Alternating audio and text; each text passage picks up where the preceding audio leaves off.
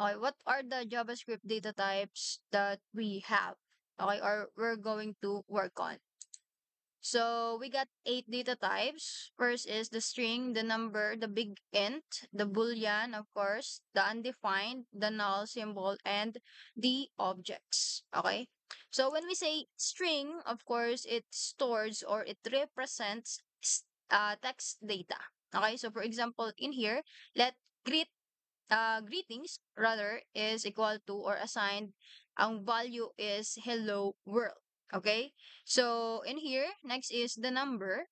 So it represents both integer and floating points number. Okay? So ibig sabihin, it can store whole number just like this one, integer, okay? And then yung floating point numbers natin which is yung may mga decimal points. Okay? So kung kay Java, it can be double or float, okay? So when we go to JavaScript, so yung dalawa na yon, ang tawag na natin doon ay number. Okay? So, ibig sabihin, kung sa tingin nyo integer siya, kung sa tingin nyo double siya, or floating point number, okay, or yung may decimal, so that is under the data type na number. Okay? Take note of that.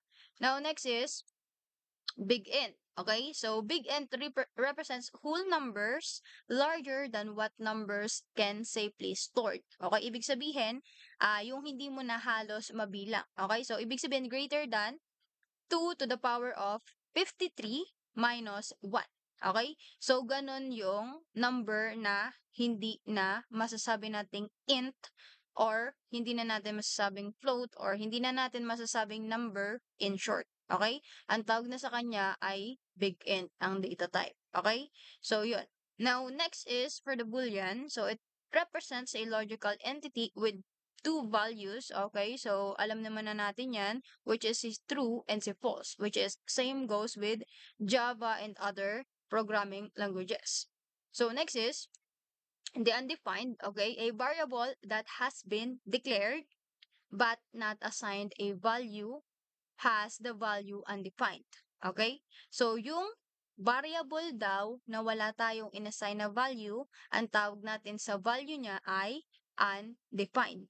Okay? So, ibig sabihin, hindi natin dinefine kung ano ba siya. Kung siya ba ay number, kung siya ba ay string, boolean, and something like that. So, under siya ng undefined na data type. Okay?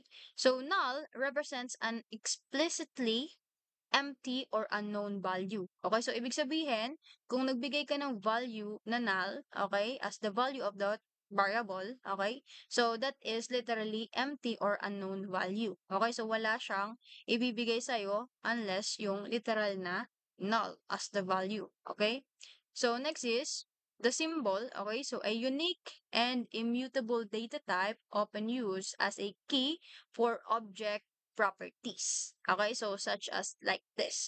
For the ID, for the name of the person, for the age, and etc. Okay, so doon natin ginagamit si symbol. Okay, then next is the object, lastly.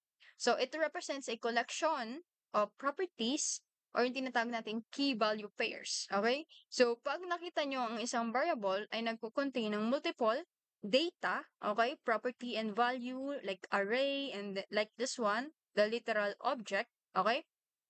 So, it is under the data type of object. Okay, so mag-a-under siya ng object pag nakita nyo yung value ng isang variable ay multiple na or in short, naka-collection na siya. Okay? So, yun yung sinasabi nating data